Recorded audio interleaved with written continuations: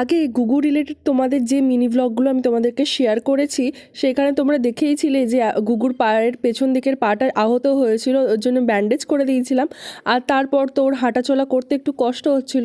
এখন বেশ কিছুদিন কেটে গেছে মাঝখানে, আর পাটাও এখন ঠিক হয়ে গেছে। আর এর জন্য আজকে আমার কাছে এসেছিলো, ব্যান্ডেজটাও খুলে দিয়েছি। আর এখানে এসে শুয়ে একটুক্ষণ ঘুমাবে, বিস্কুটও খেয়েছে।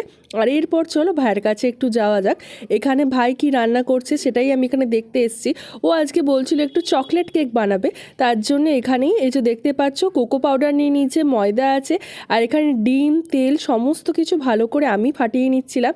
আর এখানে চিনির রসটাও দিয়ে দিয়েছিলাম। আর এখানে মোটামুটি কেকটা দেখতেই এতটা সুন্দর লাগছিল, এখনই এত ক্রিমি আর চকলেটি ফ্লেভারের লাগছিল। তোমরা চকলেট কেক খেতে ভালোবাসো অবশ্যই কিন্তু কমেন্টের মাধ্যমে জানিও।